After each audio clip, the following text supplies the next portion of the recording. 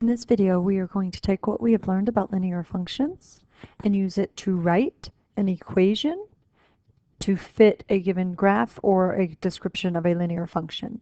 You will watch, you will listen, and you will take notes in your booklet on page 11. There are two key things we need when we are writing an equation to a linear function, and that is the slope and the y-intercept. The reason we need these is because if we have them, we can plug directly into y equals mx plus b.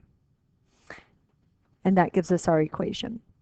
So sometimes we're lucky and we're given just that information. So if we look at our first example here, write an equation for the linear function that has a slope of 3 and a y-intercept of -4. Notice what I'm saying to you there is that m is 3 and b is -4.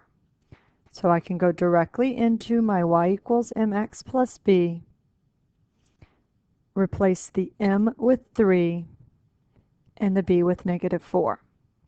The x and the y stay x and y. That's what makes it an equation. And so if I write an equation for a linear function that has a slope of 3 and a y-intercept of -4, it is just y equals 3x minus 4. Very simple. Sometimes I'm not lucky and given that information, though. So sometimes, for example, I'll be given a graph. When that happens, I'll need to determine my slope, I'll need to determine my y-intercept, and then write the equation. So if we take a look at this example, the one with the graph, we want to write an equation for the linear function represented by the graph. The first thing I'm going to do is determine my slope. So I'm going to draw my slope triangle in. I am going down 2 and to the right 3. I just chose 2 points that they gave me there.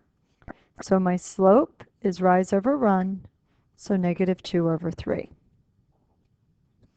Now determining my y-intercept, I'm going to look right there at where it's crossing the y-axis, and that is 5. So I just have to look at my graph to determine my y-intercept. Then very simply, y equals m x plus b. There's my equation. Now again, that one was pretty simple. They didn't directly give me the slope and the y-intercept, but all I had to do was look at my graph, draw my slope triangle, look for my y-intercept. We can continue looking at our equations here with this last one. Write an equation for the linear function represented by the table of values. Now, don't let the table of values confuse you. All this means is that our points are -3, -6, -2, -3, -1, 0, 0, 3, and I could keep going, 1 and 6, 2 and 9, and last is 3 and 12. So those points are what is represented in that table. To write an equation, I can choose any of the 2 points, okay? I don't want to deal with negatives, so I'm going to choose these 2 points right here. So the first thing I need to do is find my slope, but this time I actually have to use my slope formula. You're going to want to write small because this one takes a few more steps. So using my slope formula, I'm going to get 9 minus 6 over 2 minus 1. So I get a slope of 3 over 1, which I can just write as 3. Now, the tricky part here is finding your b. Because I can't just look at the graph, I can't just find my b and plug it in. So what I'm going to do is I'm going to use my y equals mx plus b, and I'm going to use one of my points. It does not matter which one, but I'm going to use the 1, 6. I'm going to plug the 1 in for x, the 6 in for y, and I'm going to use a slope of 3 because that's my slope. So I'm going to get 6 equals 3 times 1 plus b. What this will do is allow me to solve for b.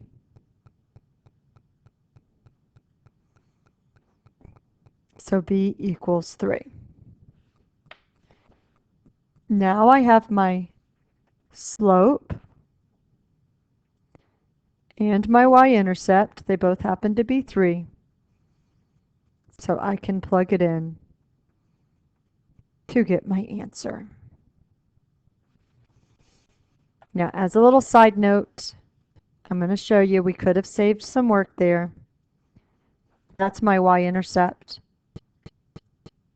because my x is 0.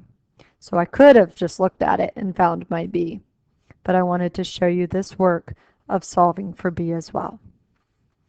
Okay, that is basically how we write our linear functions if we're given a description, a graph, or points on the line.